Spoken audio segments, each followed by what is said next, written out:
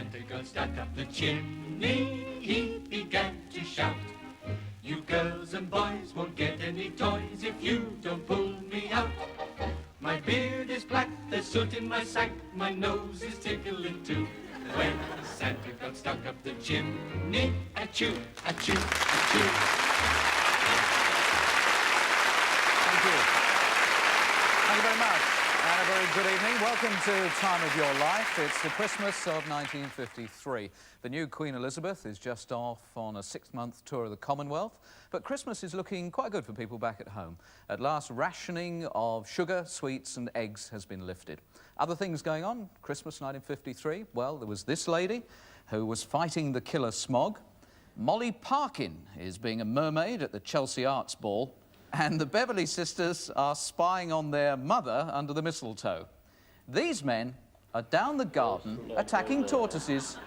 And these people over here have just had the time of their lives at the Gaumont Cinema in Camden Town in London. What was so special about that evening? Well, the manager came out on stage and he said that we were going to have a sneak preview of a new film with a very new comic in it.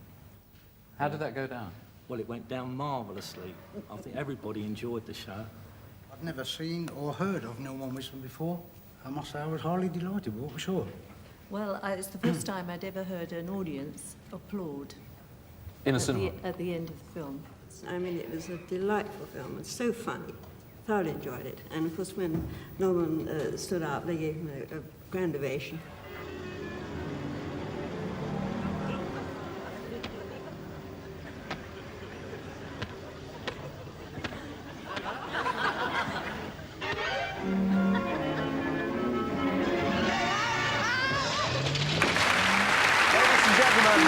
Norman Wisdom.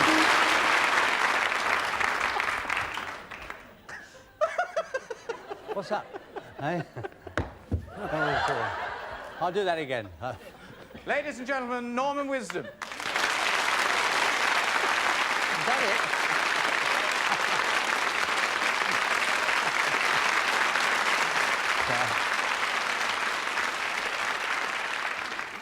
You twit, I thought you'd gone home for a minute there, you're wandering off.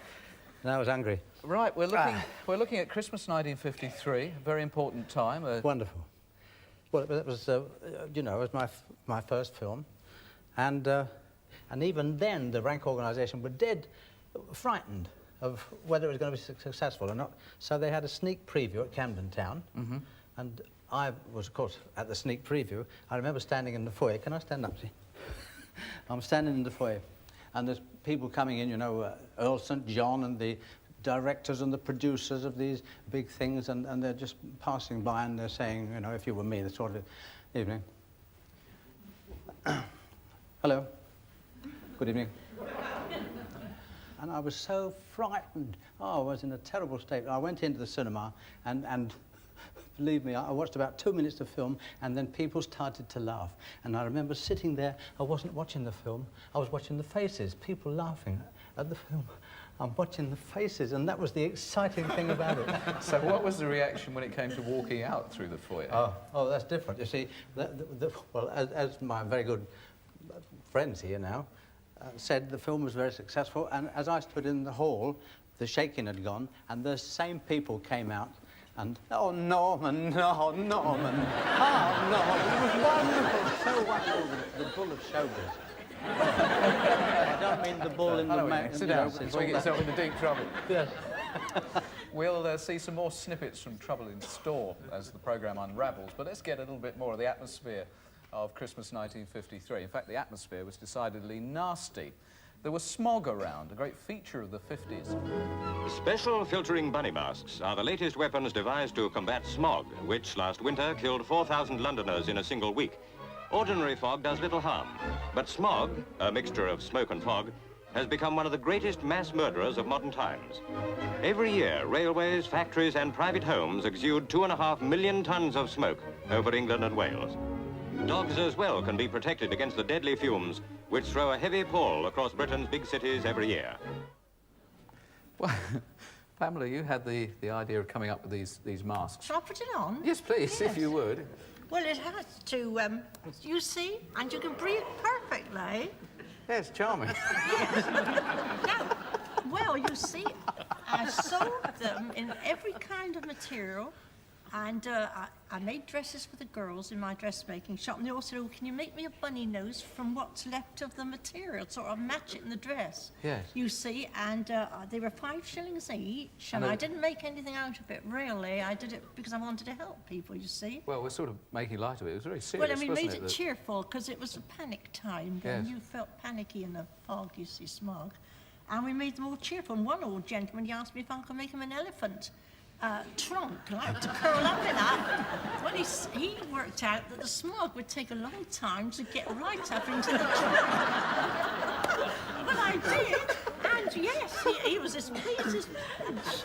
It's all technical stuff, isn't it? Well, Yes. Pamela wasn't the only person at this time who was busy trying to sort out the problem of smog and masks. This sixpenny halfpenny mask will help to beat killer fog, say 6,000 doctors. The County of London Local Medical Committee yesterday expressed profound alarm at the lack of official action after last year's killer fog. Dr. Colin Russ, why was smog so bad? I mean, we don't have it these days. What was so special about the early 50s? Well, the smog was noxious, it was acrid, and it was persistent. Hospitals had to clamp down, no routine patients could be admitted, all beds were reserved for emergencies. We called it a red alert, and really it was very worrying. The ambulances had a bad time getting to see people, and I should hate to live through all that again. But thanks to your action, the Clean Air Act was brought in. Yes, indeed. Which has made smog a thing of the past. We were very worried, and we made a lot of fuss about it. I'm glad to see that something was done. Thank you very much indeed. There was a battle of a different sort going on in 1953 when it came round to New Year's Eve, because it was the Chelsea Arts Ball. As the clock slowly ticks its way towards midnight, 5,000 merrymakers ensure that 1953 will make its exit in traditional fashion at the Royal Albert Hall. Now comes the parade of the tableau. 120 muscular rugby blues, 50 more than last year, are on hand to try and stop the crowd overturning and smashing the floats. But it's all in vain. Here goes the first. With the final score at 1 hospital case and 25 minor casualties, it's welcome to 1954. Molly Parkin, you were there at the time. Do you remember any of that? Yeah, I do. I remember everything toppling down. I was just looking to see if I was on the screen because I went as a mermaid. Rather an impractical garment, as it turned out. I can visualise certain problems, yes. Can you convey the flavour of the occasion? I was 21. I was still a virgin when I arrived. And I mean, it was banned, wasn't it, for its total immorality. Though White House wasn't around at the time, but some other killjoy managed to put it down. And I was appalled, but totally fascinated by the scenes of Babylonian, and Bohemian filth, really, I thought he was. But at the same time, enchanted, as you can imagine. And really looking back on it, I suppose that Chelsea Arts Club ball did change my life because it put me onto the life that I'm leading now of exquisite depravity, and I'm very pleased to put the blame on that Chelsea Arts Club ball. I just wonder, are they sorely missed, these sort of occasions? No, I think they take place every night, don't they? People are conducting themselves in that particular way in their own front rooms, aren't they, every night? When I'm there, they are, anyway. Well, you've managed to produce a condition in the doctor here far worse than any smog. He's He's going to see his psychiatrist in the morning. I'm coming with him. Molly, thank you very much indeed. We're looking at the events of the Christmas of 1953 when Norman Wisdom's new film Trouble in Store was released to the British public. Will you please cancel those 5,000 dresses pink? Freeman speaking. Make it 10,000! No, 5,000. No, for heaven's sake, cancel them altogether, please. Well, I've all you got now! You won't have anything with the can. Cancel them all.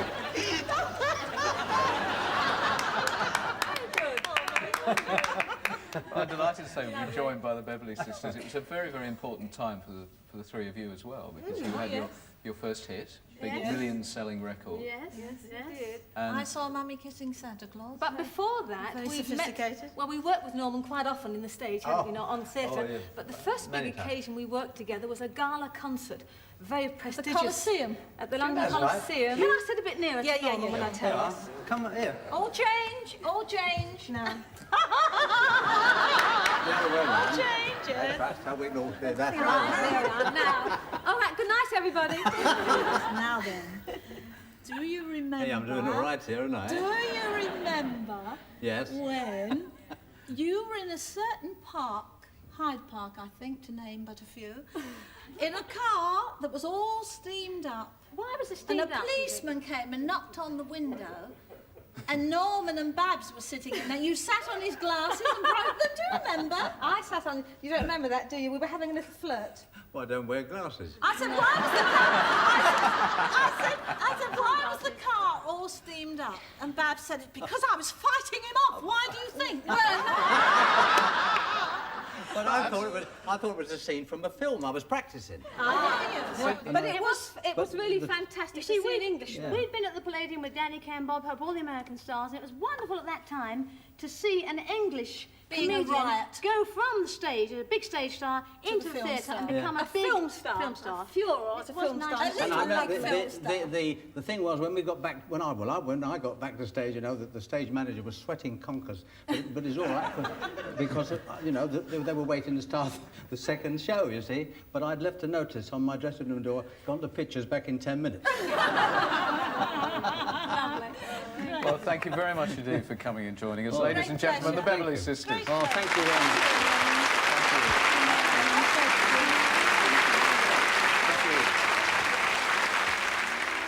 I saw Mommy kissing Santa Claus underneath the mistletoe last night. She didn't see me creep down the stairs to have a peep. She thought that I was tucked up in my bedroom, fast asleep.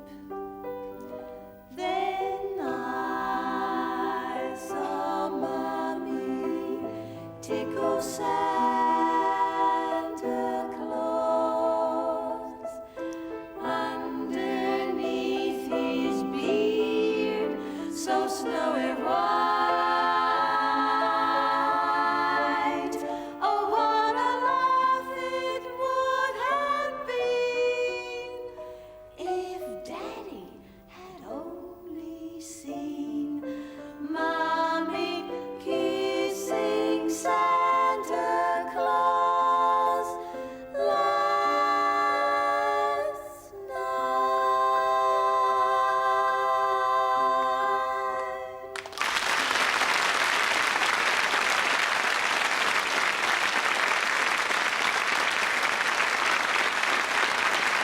The Beverley Sisters. Now, I've already said that there were some very strange things going on in 1953. We've mentioned the smog, but the weather was playing all sorts of really peculiar tricks. There was a heat wave in December. People were sunbathing, and it reached 83 degrees in Brighton, and that was followed by a great freeze. Traffic all over the country came to a halt, and even the sea froze off the Kent coast. And for Norman Wisdom, there's trouble in store. Oh, no, don't worry. You look very nice, really. Now, where's our big smile?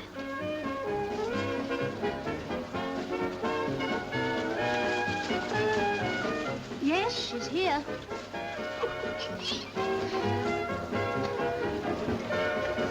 This is ours. Oh no, I'm going to dance. Can you tell me where you got your funny little man character from? Well, I was born in very sorry circumstances. Both of my parents were very sorry. And then eventually, this is true, actually, they divorced, and neither of them wanted me. Don't blame them. See? But I finished up when I was 14, really hungry, walking the streets of London. It's very sad. Walking the streets of London and nowhere to sleep. I was sleeping like behind the Marshall Foch statue and in doorways and that sort of thing. And then eventually, well, I used to go night after night, about 3 o'clock in the morning, to a coffee stall keeper. And he said to me one night, why don't you join the army? But I said, would they? He said, well, try and get into the band, because at 14 you can get in as a band boy. So I went up to Whitehall, to Scotland Yard, and I was taken in the army, and within a few weeks I was in India. I can remember, I'm going to stand up again, can I, Noel? Feel free. When I can remember as we got off the boat, you know, we were marching and I had the tears running down my face, and it was wonderful. And then I was put on clarinet, just, you know, doing chuck-chucks. You know what chuck-chucks are, don't you? You know, I mean, if the band's playing the Blue Danube, the third clarinet sits there and he goes da da da da dum chuck chuck chuck da da da da da da dum chuck chuck chuck.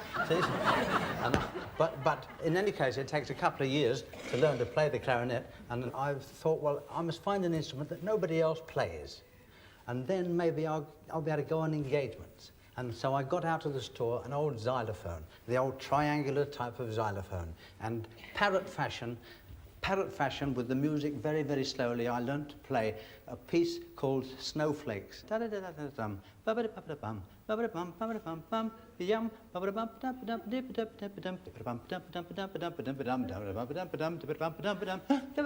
so on. So at the very next concert for the troops, I'm sitting there, da da da da da, chuck chuck chuck, da da da, and then out there to start, and the big verse and the xylophone,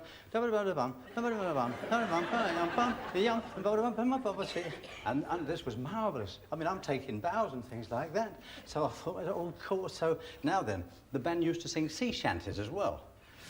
But I went to the bandmaster one day and I said, excuse me, so he said, yes, Wisdom, this is in his office. I said, you know, we all do the sea shanties. He said, yes, Wisdom. I said, nobody does the solos. He said, well, we haven't got anybody, Wisdom. And I said, yeah, but sir, I sing. I sing. So he said, oh, Wisdom, all right, then sing. So I sang an old Jack Buchanan number called You Must Say Yes to Mr. Brown, No More or Less to Mr. Brown. Anyway, the next concert, you see, so sitting down there, chuck, chuck, chuck, chuck, chuck, and you must say yes to... No, the band was singing, I'm getting mixed up. The band was singing the sea shanties. No, wait a minute, because you're wasting time. It's all right, don't worry. So I thought, well, I said, now I'm beginning to get the bug. Now, so in the wash house I go. I've got to come down here for this. Can I come down here? See, in the wash house I go, and I go. And gradually,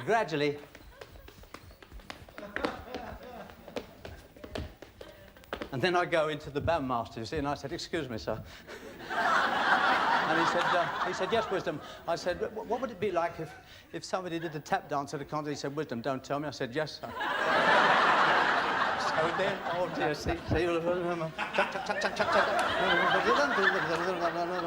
Wait, hey, jiggy jig in the daunting color. And all this stuff, you see. Well, now then, this is doing a concert for the troops, you see. Now we went over from there. One night we did a concert at the officers' mess. Now remember, I am dancing in army boots and uniform with and to my horror, I'm doing my dancing, you see, almost to attention. And the officers start to laugh. And I'm saying to myself, swines. And they start to scream, like the bloody swines. And then, so all of a sudden I'm dancing, and because I've now started to lose concentration, I went like that, see? And they scream. So now I've got a liver on, see? So I went, full on fire. See? And all the laughter, but honestly, at that time I didn't care, because I said to myself, oh, that's it, comedy.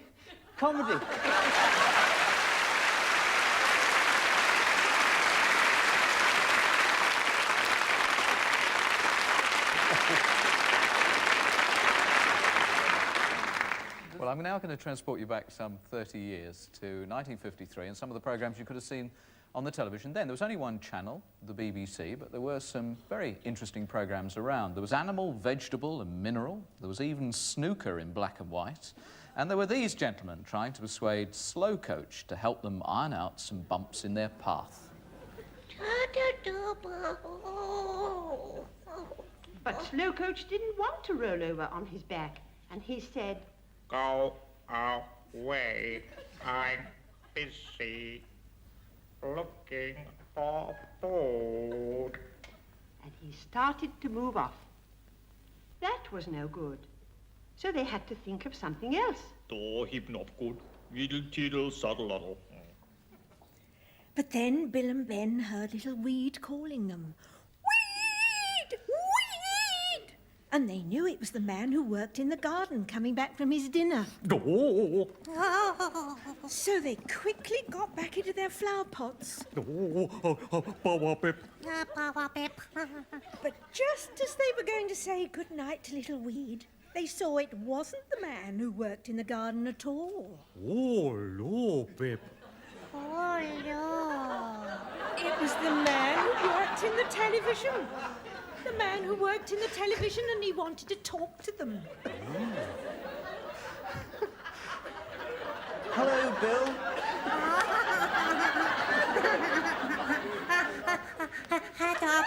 Head up, noddle, edle up.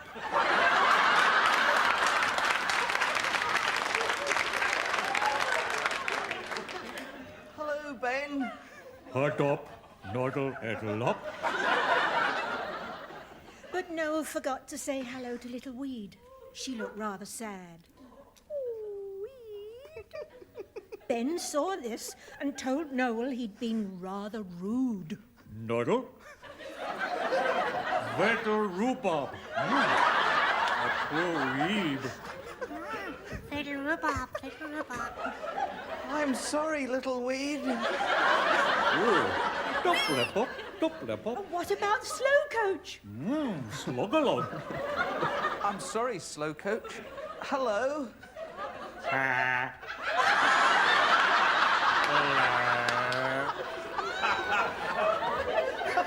Noddle. Edle. Pop.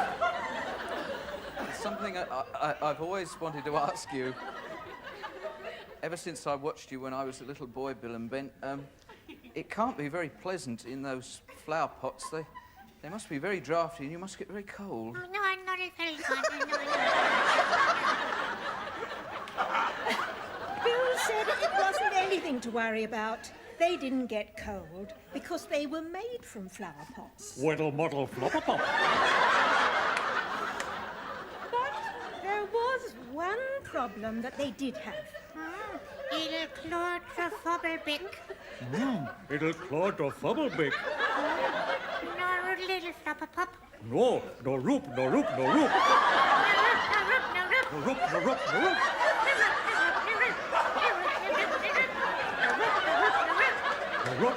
roop.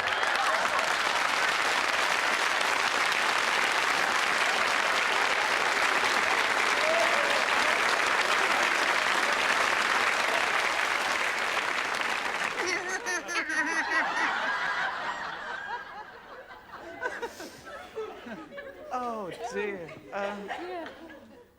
Gladys, when you were doing this some 30 years ago, presumably it was all a little bit more serious, being yes, Weed. Yes, Noddle. Oh, bang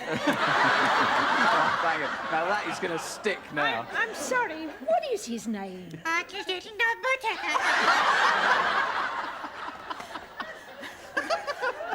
A doddle.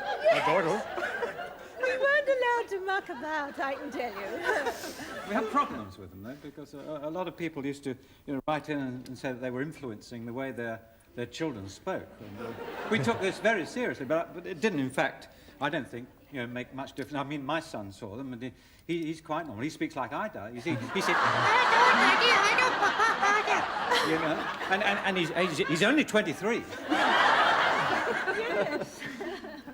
Happy days, all of you working together? Oh, yeah. Doing the flower pot. Well, we're still friends, so you can see that after 30 years, it must have been a good time, hasn't it? Tremendous. Ladies and gentlemen, the flower pot men.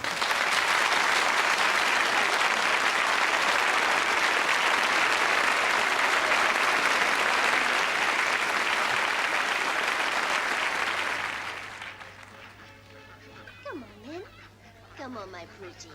Nearer. Nearer, come on. Come on, darling. Come closer. Come on. Come on. Nearer. That's right. Lana Morris, what was it like working with this complete maniac here? Well, it's wonderful to see him again after 30 years, because in 30 years you forget how impossible he was. Oh, go on, let's have a bit of scandal. You know, No, he was always lovely to work with.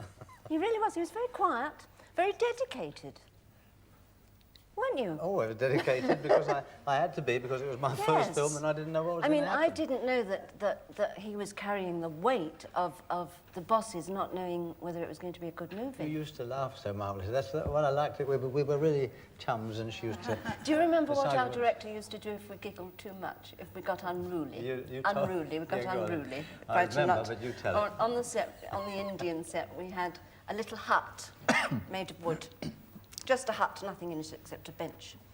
And if we got too giggly and out of hand, he used to go, not so silly, he used to make us go and sit in the hut for 5 minutes in solitary confinement. Your nature, if I may, because you were screaming with laughter, and I started to sing Don't Laugh at Me. Oh, shut up, I should be embarrassed. You did? I'll tell it. And, oh, go on. In a comedy, even as broad and as unreal as that, you've got to be inside as real as you can, more real than a drama, really. And I looked at him singing this song, and I was so in love with him, with this poor little man who couldn't do anything right, I started to cry. And the director said, "Cut it, oh God, if you're not laughing, you're crying, can't you just get it right in the middle?" Because it's not Chekhov. But it was a very moving little moment, that. It's a great story. Norman, thank you very much indeed. We'll hear the song in just a moment, but please join me at the same time next week when another one of my guests will be having the time of their life. Ladies and gentlemen, Norman Wisdom.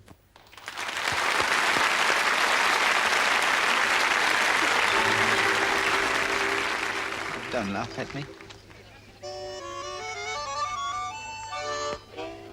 I'm not good looking. I'm not too smart. I may be foolish, but I've got a heart. I love the flowers. I love the sun. But when I try to love the girls, they laugh at me and run.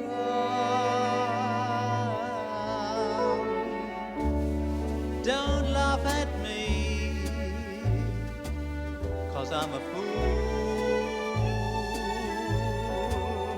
I know it's true, yes, I'm a fool. No one seems to care. I'd give the world to share my life with someone who really loves me. I see them all falling in love, but my lucky star hides up above.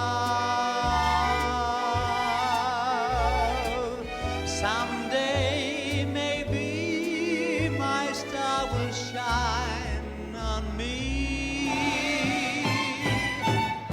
Don't laugh at me, 'cause